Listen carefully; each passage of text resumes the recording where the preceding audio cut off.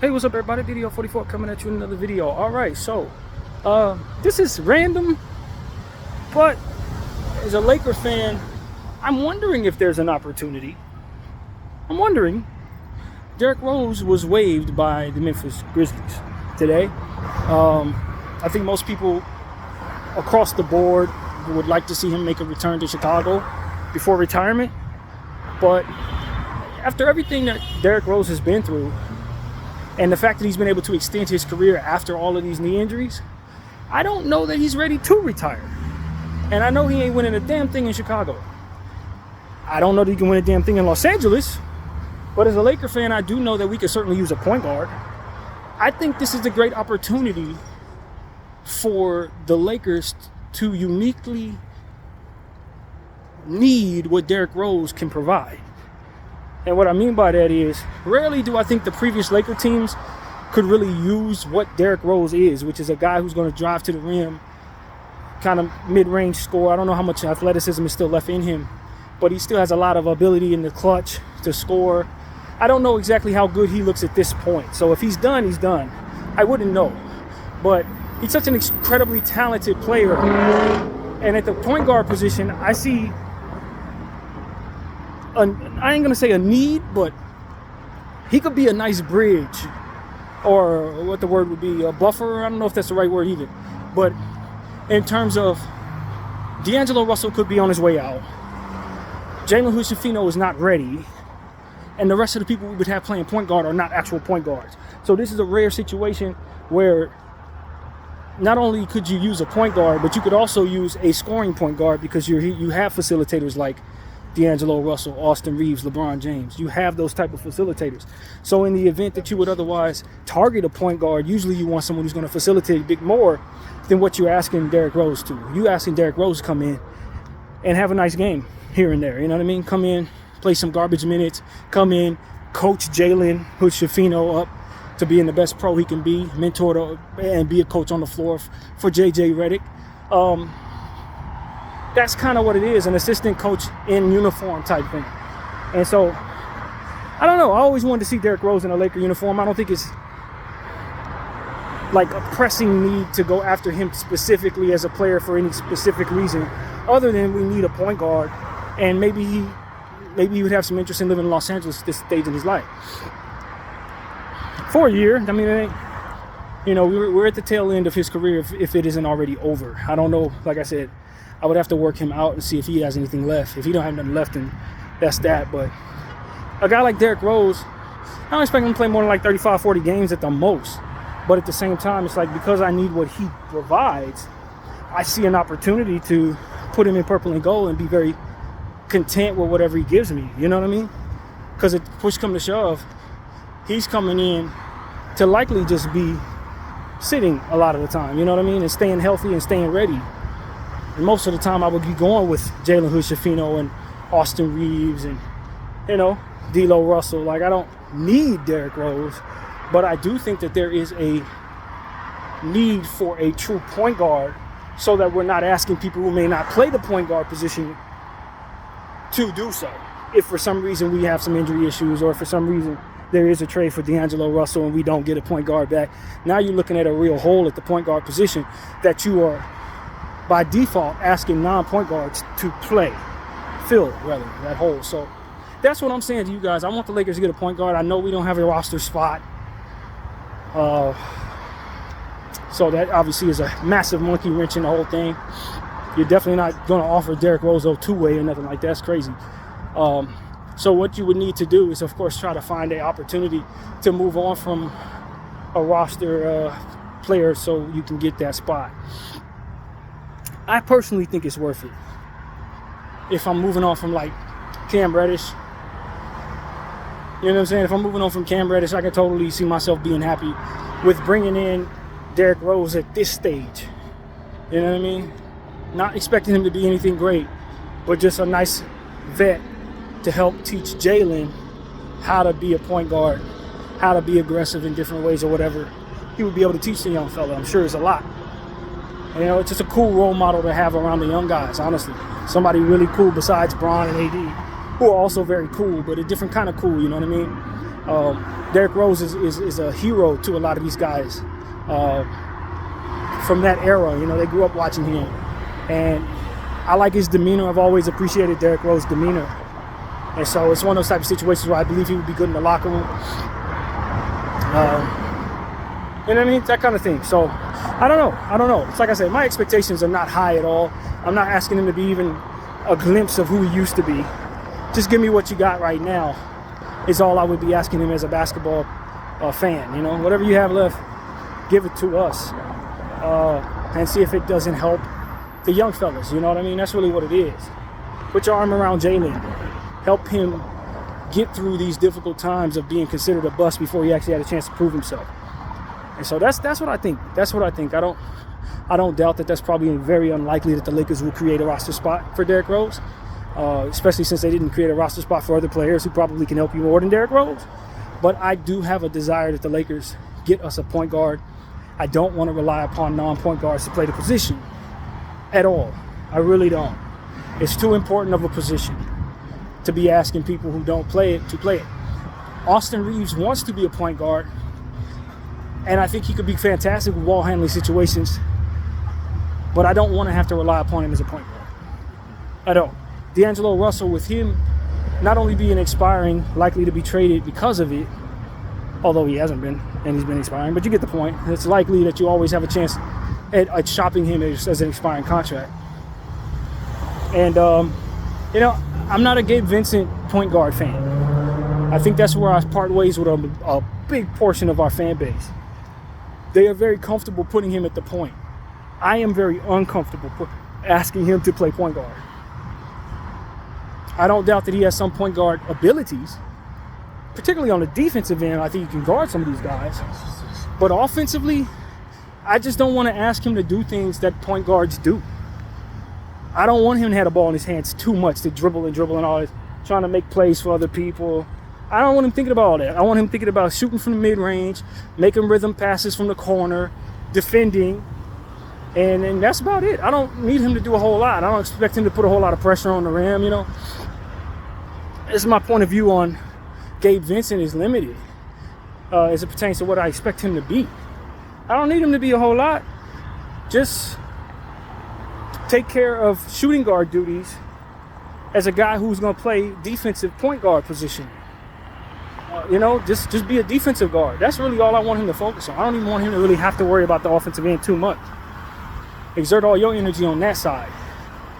And we'll sit you down if we start having issues with his knee, which is another reason why I don't want to just pencil him in as a reliable point guard, because he may not be available. He may be hurt. And so, like, these are the type of things that you got to consider as a Laker fan to say, are we sure we have enough at the point guard position that can keep us above the fray if we have any injury issues at all? And as a team who's had nothing but injury issues lately, it stands to reason why we would be a little more cautious in regards to that point guard position, or any position for that matter. So that's my thing. I think I'm not comfortable with our point guard position right now at all. It wasn't as pressing of a need as the center position, for which we feel, and I think we'll be okay now.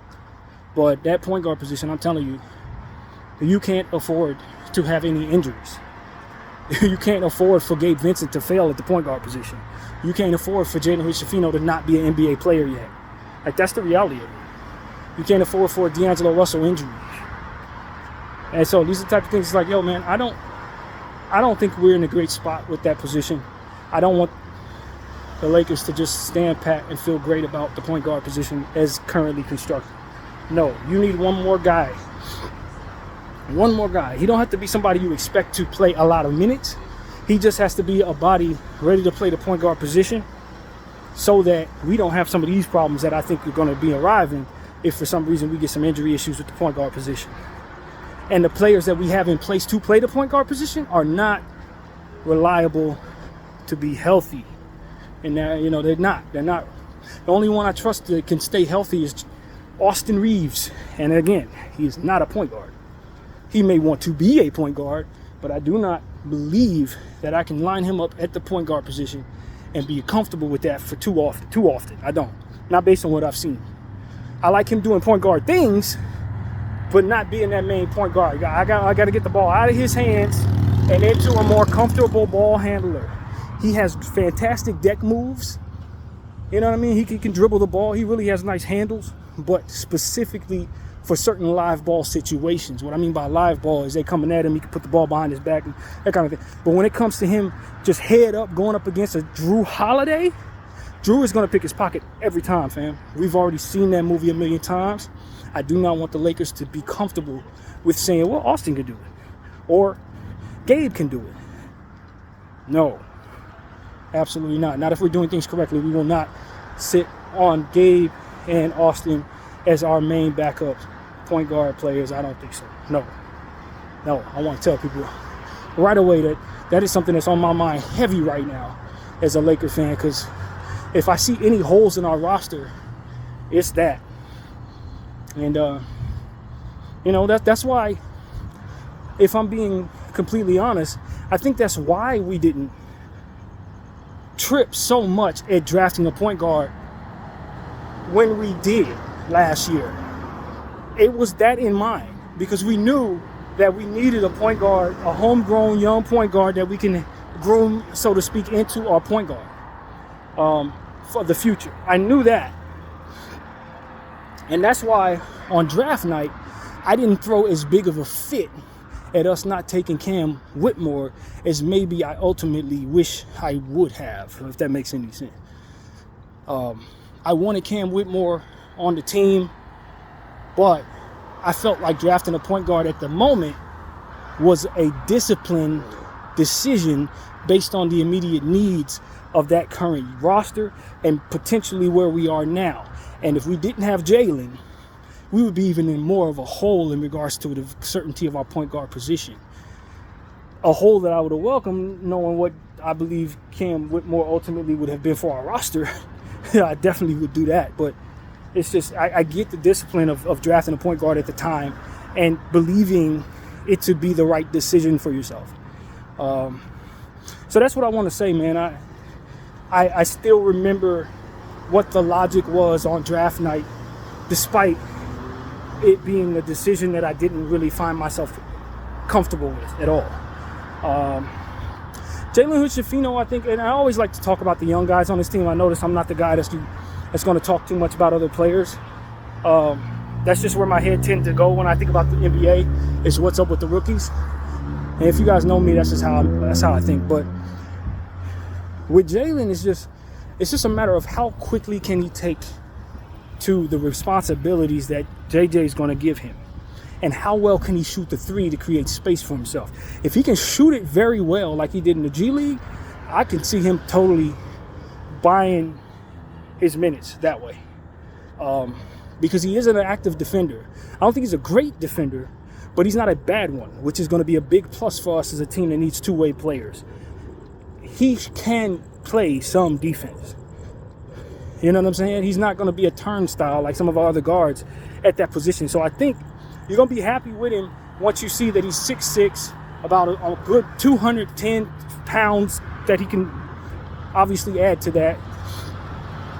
I think I'm actually very confident that if he can stay healthy and remain as confident as he was in college going into this situation with us, he will earn his minutes, and he won't be considered what people consider him today when that happens. All things equal, if he gets a healthy dose of minutes, which I think will be available to him, I think he will be a relevant player probably by February. That's just my guess. But I think by February, if he's given a healthy opportunity at minutes every night, and he has a regular rotation role with this team every night, by February, I think we'll be very comfortable with Jalen Hood-Schifino as a rotation player on our team. I really believe that. Man. The idea that this kid is just bad, I think is overstated. I don't believe he is.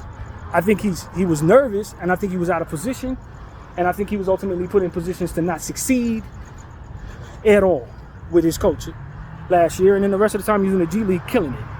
So it's like, when you look at it that way, you see opportunities for him to potentially do well in the big leagues, so long as the opportunities continue to be there and the rope is lengthy enough for him to make certain mistakes and learn from those mistakes. That's what I'm hopeful we'll see, is a young player who won't be so overwhelmed by being a Laker and will ultimately take well to the physical nature of the defensive side of the ball. If he can make his money on the defensive end and have good defensive sequences alongside a guy like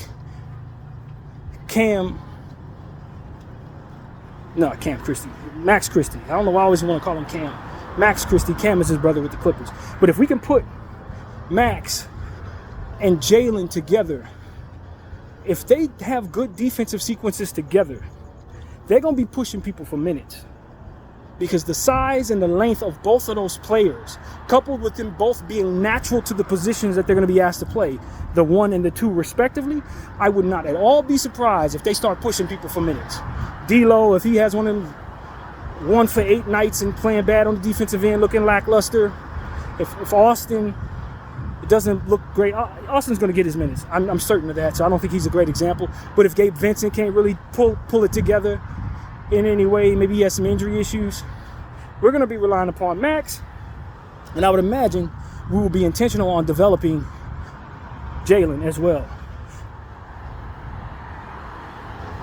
Best case scenario, we can see them being our starters at the start of next year. Move on from D'Angelo Russell without the imperative need to trade for a point guard. That's best case scenario in my mind. You know what I mean? That you can get Jalen Hood-Schifino to looking like the 17th overall pick last year he was supposed to be. And with the height that he has, with his passing ability, his pick and roll ability, and with his potential to get to the line, you know, just the regular stuff, being a nice young player with height at that position. I'm excited about the idea of him breaking out.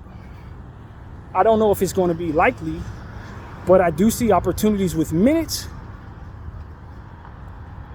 there. That's what I'll say. The minutes may be there for him to break out. And I wouldn't be overly surprised to see him being a relevant fantasy basketball player by February. Somebody you want to pick up on the waiver wire. I would not be surprised to see that.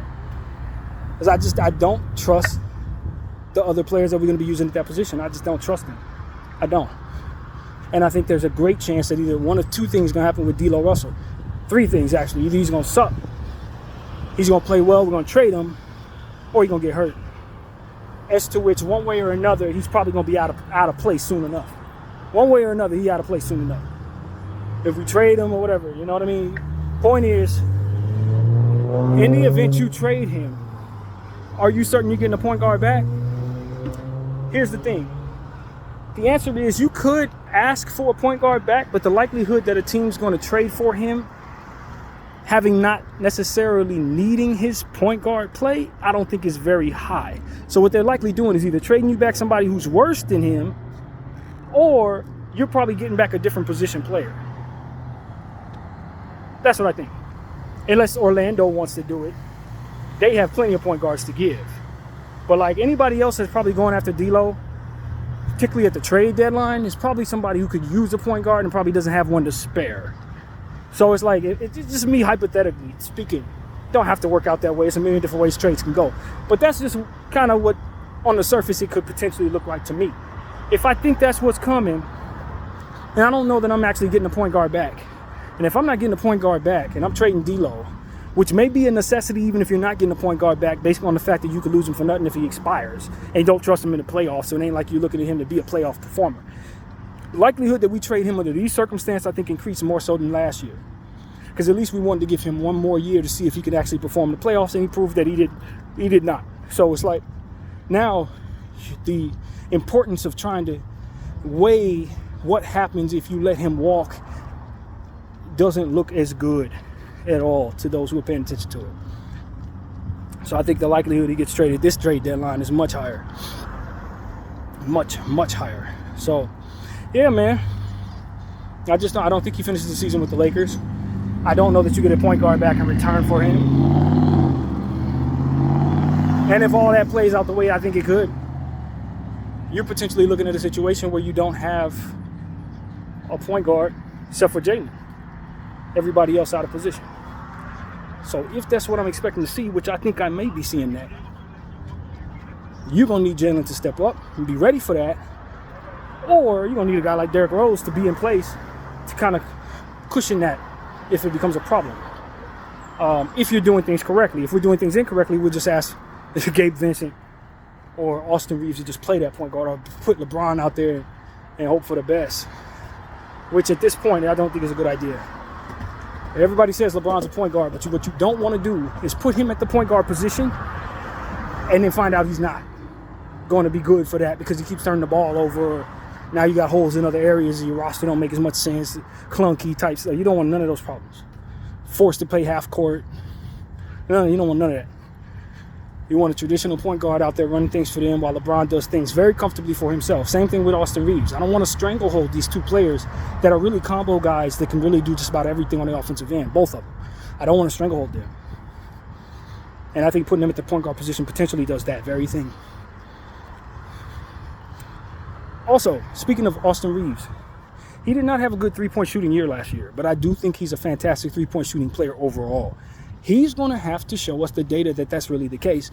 Or was his first season an outlier with him shooting so well, and we could really expect him to be like this for the rest of his career, as to which it affects my confidence in the value that we hold for Austin Reeves. Because if he's going to shoot poorly, if this who he was last year is who he's going to be every game for the rest of his career, that's not the same player that we thought we had when we signed him to this wonderful contract he has. He's going to have to get back to shooting them three-point shots at a good clip. So that's what I'm looking forward to. I don't know that he can improve defensively. I don't know that he's going to get better in other areas. But he's going to have to snap out of that slump shooting the ball this season. He's going to have to snap out of that slump, man. So I want to make that very clear. I'm very intentional on watching Austin Reeves shooting threes. If he's shooting 30%, 29%, we got a problem. Straight up. Because one of the things that made Austin Reeves so awesome was his high efficiency from behind the arc that first year. And it seemed like he struggled all year long. Even though he played 82 games, he struggled in almost all of them, shooting the ball for the standards that he set for which we were expecting. So that's my concern with Austin. Is he going to be that guy? Or is he going to be the one we saw the first year, who could shoot from 50 feet away and damn near hit all of them and stuff? Like, that's the Austin I need to see return to the Los Angeles Lakers. That's what it really comes down to. His performance determines how well we should value that contract. Because the contract's fantastic so long as it's attached to a fantastic player. If he starts playing to the level of the contract, then it's an average contract. So that's a real thing, man. Also, since we're talking about players who need to step up or whatever, Rui. The argument for Rui back in the day was he didn't have a lot of minutes with the Washington Wizards, dealt with injuries, came to the Lakers, was highly efficient, even though I don't know that I can expect him to ever be as efficient as he was in the playoffs that first year, ever again. But he was highly efficient, damn near didn't miss anything. Then last year, we saw him come back down to earth in that regard himself. Who is Rui Hachimura? Is he a highly efficient scorer who we can count on to shoot above 45% from both the field and the three? Or is he more so a guy who's going to have streaky moments where sometimes he's that efficient, other times he's not? That will determine how comfortable we are with his contract and what we're going to do with him going forward. So, yeah, it is a big year for those two guys. Those two role players. I think you can call them role players. They're probably more like starting potential, standouts, I guess is what you call them. But whatever the case, they're playing roles, and we need them to define which version of them they're going to be going forward. That's what I need to see. Who is Rui? Who is Austin? Are they inconsistent? Are they like D'Lo? I need to know these things. So there's no real way of knowing because we only have 2 years. Or a year and a half, rather, and that's not enough of a sample size to really determine it, given the fact that they were both different players in both of those years, so to speak. So it's like, okay, who are these people? Who are they? Can we count on them to become who they were at their best? permanently, or do we have to get used to the hot and cold that comes with those guys, as to which we already have too much of that with D'Lo Russell? So that's the thought, man. I just want my team to start to have some certainty about who it is we actually have in our uniform. That's what I'm hoping to see, and how much of that, their struggles or their successes, were contributed to different coaching. So, yeah, man, it's a lot to look at, man. For Laker fans, Max Christie is the telltale case of, he looked so good in the summer league that you didn't even want to play him no more because he was well above the fray in the summer league. And then when you put him on the floor, that's not who you got. He came back down to earth against the real talent. Is that what Jalen Hood-Schifino is going to be doing? Because everybody's raving about how great Jalen looks right now. When you put him out there, is he going to look as good? Because he looked fantastic in the G League, but didn't look great for the Lakers. So it's like, you know what I'm saying? I'm looking for some concrete information and understanding of who these guys are going to be. And is Max Christie going to be able to look as amazing as he did in the summer league last year when he starts getting the minutes that we're going to give him this year? You know? And if so, can he step into that starting shooting guard role and be the best defensive guard that we have, which I think he's set up to be, basically. And I think that that's something that needs to be kind of taken into account when you consider Austin Reeves and D'Lo's defensive issues together. Max Christie was not a part of the fold and should have been, to help buffer some of those perimeter defensive issues. I think that most coaches would have put him down there. We just happen to have one of the coaches that wouldn't last year. So I think that that's a big piece to consider. I haven't talked enough about Max Christie because, quite honestly, he's almost forgotten in my mind, given the fact that we ain't seen him very much. But his point of attack defense, his length, his rebounding, his shooting ability, his athleticism, all going to be important for this team this year. I ain't going to say we go as far as he goes, but if he steps into his best self, we go a lot further than we're expected to go. And given the fact that we got Dalton Connect down there, who's also going to be a turnstiles on the defensive end, it's going to be even more important that the players surrounding those Dalton Connect, D'Lo, and Austin are able to defend very well. So Max Christie is going to be one of the most important pieces for the Lakers this year. He's going to be next to some people that can't play defense very well, and it's going to be very important that he make up for some of their mistakes on the perimeter defensively. So, yeah, Max Christie, you're important, bro. We can't afford for him to go down with an injury, obviously, especially since Vanderbilt's starting the season hurt. And that's also someone who would otherwise help us in that area.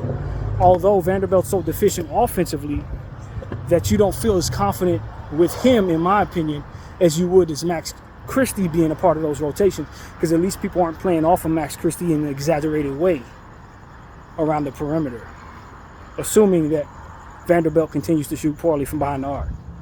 So, you know, the type of stuff like Vanderbilt, you would have wanted him to have been healthy this offseason so he could lock himself in the gym and shoot corner threes for every day. You know what I mean?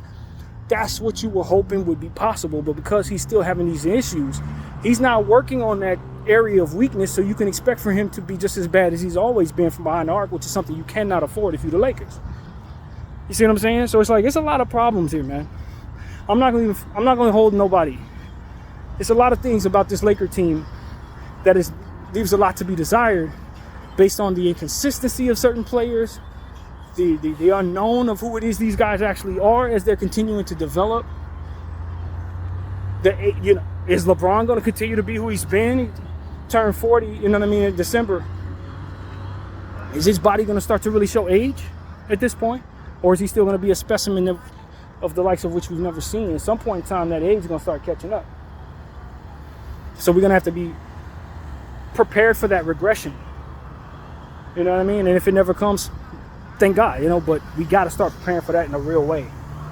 However it looks, whether it be defensively, him not being his best, or if he starts losing some athleticism.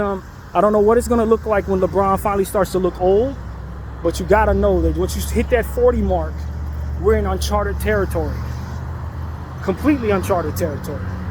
I think I've only seen one player play at 40 years old. I think it was Kevin Willis. That's the only player I ever remember seeing at 40 years old. So, like, I don't even know if he even played till he was 40. I thought they said he played his 40th birthday, but you feel me? Like, we're in completely uncharted territory. You've never seen anything like this.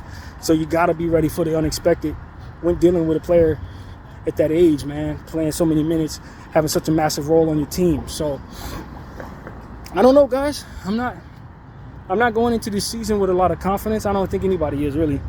Confidence maybe ain't the word, but expectations. Heightened expectations I just don't think are very realistic at this point. You got to make sure that your team is, stable in some key areas that really we don't know that we are this early into a lot of these guys' careers, man. Can Dalton Knecht come in and immediately be 25-point scorer? Like, with the talent that he has, I can see he could. He potentially could be. And would his scoring and the way that he scores create opportunities for us to get rest for a guy like LeBron James on the offensive end? If Dalton's averaging 15, 20 points, maybe we don't need Bron to go for 25, 9, and 9. Like, you know what I'm saying? It may change the dynamic of the team and allow us to buy ourselves more rest, depending on how fresh out the gate he actually is. So it's incomplete, to be honest with you. We can be pessimistic based on that, but the likelihood that with opportunities that the young players are getting, since we're going to be relied upon them, maybe you can see optimism that they overachieve in with the opportunities given. So it's a lot to look at, man. I'm excited as a Laker fan, to be honest with you. I am, just because it's another season of Laker basketball, and I do have some pieces that I'm excited about seeing. I think we're going to be better on the perimeter. Defensively, I think we are going to have more continuity because these guys have been playing with each other for an extended period of time now. Darvin's gone. That in and of itself is a lot to be happy about. You know what I mean? AD's coming off a fantastic summer. In Olympics, he looked great. He's in shape. He looks fantastic right now. In the best shape he's probably been in a year since he was in New Orleans. So there's a lot of things to be optimistic about with the Lakers if your expectations are not championship. If you want to have a solid regular season, you can see paths to where you would have a very solid regular season. I don't think the likelihood that this thing bottoms all the way out is really that great, to be honest with you. I think we'll be a solid team. Like I said, I don't expect us to be in the top 12, but I also think there's not going to be much of a difference between 1 and 10. Like two wins may separate the teams. So when I say I don't think we'll be in the top 12, that don't mean that I don't think that we could potentially crack the top 5, because that's how close I expect the Western Conference to be this year. I just don't think on paper we are as good as most of the Western Conference. I don't think so. But that's me taking into account certain things that could bend in the right direction. You know what I mean? And if they do, who knows what your ceiling actually is. So that's really what it comes down to, man. We need health to work out for us, man. Getting off to a bad start with our health is not something that I'm very happy about, with Vanderbilt and Wood being out respectively. I would feel so much better about this team if they weren't hurt, man, to be honest with you. The fullness of what we're putting on the floor. Last year we did not see our full team because of that. You just hurt all the time. And so you had an understanding of who you thought we were, but it was taking into account certain things that were just permanently not in place. Vanderbilt being the case. Max Christie being the case. Jalen Hood-Schifino being the case. You know what I mean? Certain stuff that you just, if your coach was different, or if the health would have been a different direction, maybe you would have seen more of. I do firmly believe that a lot of our ineptitude last year was because of the decision to go with Taurean Prince as a starter at the good portion of the start of the season, and losing certain games having that been the case. I don't know that this team doesn't find himself being a top 3 team if we would have won some of those early games in the season where we were relying upon Cam Reddish and Taurean Prince so much. I don't know that with the understanding of what I just described, which was it was only like 2 wins separating the top team and the bottom teams. With that being what it is, all it took was us maybe winning a couple of those early games to get us to avoid the Denver Nuggets and maybe even having home court advantage in the first round of the playoffs. It changed the course of our entire trajectory just from doing things that hurt the team from a lineup standpoint and having it trickle down to losses. I really do believe that, man. So, with the sensitivity of the roster being as it is with so many one-way players, it's going to be very important that our coach don't make the same mistakes as Darvin in regards to the lineup. Obviously, you don't have Taurean Prince as a problem anymore. He's in Milwaukee. But that's a big thing. You can't make bad decisions with the roster because the West is too damn close. And if it costs you wins, it could be the difference between making the playoffs and missing it. And so that is also something that needs to be said. As far as LeBron James and Anthony Davis health expectations, that's another thing that I think has to be worked into the pessimistic side of the game. I just don't expect that they're going to be as healthy as they were last year. I don't think it's realistic to expect that. I respect that both of them played over 65 games last year. I don't think that's real this year, y'all. I don't think so. LeBron has had a lot of injury issues with this team. Being with us, he's had these injury issues. Last year, we got great luck in that way. I don't know if I can expect that he won't get hurt this year. You know what I mean? And I'm just being honest. I don't know that I can expect that. I think smart money tells me to expect him to only play about 50 games. And if we get more, be pleased. You know what I mean? Literally. Same thing with Anthony Davis. We had a fantastic health year for Anthony Davis. But most years, he's going to miss about 25 or more games. I don't know that me penciling him in as an Iron Man is the smartest path for my expectations. I don't think so. I would do better being ready for them to miss about 30 games apiece. I would do better being ready for that. I'm just being honest. And I know that's harsh, but I think it's realistic. I do. And if it doesn't happen, thank God. You know what I'm saying? So, we're going to need Rui. We're going to need Dalton. We're going to need D'Lo. Austin. They're going to have good seasons, man. Healthy seasons, productive seasons, winning seasons, bro. Because if that foursome of players is not productive to the level that we need them to be, we could bottom out. That could lean us in the wrong direction as a team. And so that's something that needs to be respected and understood, man. I don't want to be pessimistic about this year. I don't have high expectations. I certainly don't think the ceiling is championship. But as far as what pessimistic means to me is missing the playoffs. You know, I don't want to miss the playoffs this year. I don't want to think that we're going to miss the playoffs this year. But there are a lot of things that could teeter in the wrong direction that can ultimately lead us to doing so very easily, especially in this competitive Western Conference. So, yeah, man. All things considered, if we can just get Vanderbilt healthy, if we can get Christian Wood healthy, and play up these players to a nice level, I do think that there's reason to believe that maybe we get lucky in the trade market if we can play the level of some of these players. Maybe we can get lucky in the trade market. Maybe. You know what I mean? I think that's... I don't know if it's a great bet, but the better we get the team to look, the more likely someone will be willing to take the players that we have. So, yeah, that's something to think about and be hopeful about. But with a rookie coach, it's no way of really being as overly optimistic as I would like to be in this situation. There's just, you don't know what you're getting from a rookie coach in this situation. So, yeah, man, it's just, you know, you don't know. You can either lean into pessimism or lean into optimism, but the reality is you don't necessarily have the data to make an educated guess about what your team is going to be. From player to player to player, too many of these guys have been hot and cold from one season to the next to really know who the hell you have, what the hell you have, you know, or have educated expectations for what it is going to do. So that's where we're actually at.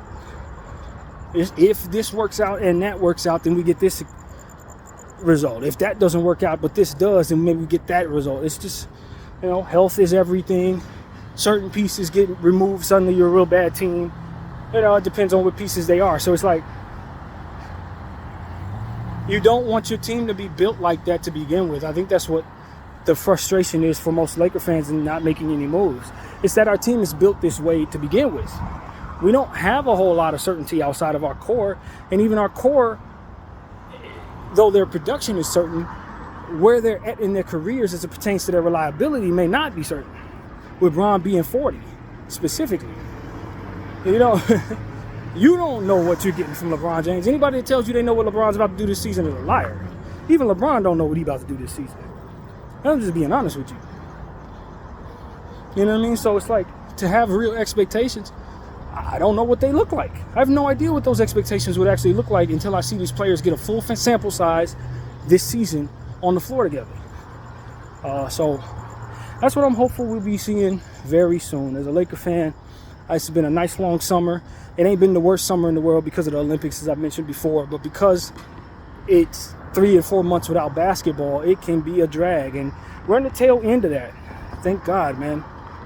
September has not really sucked for me. I've enjoyed paying attention to other stuff, and now we're in fantasy basketball draft mode.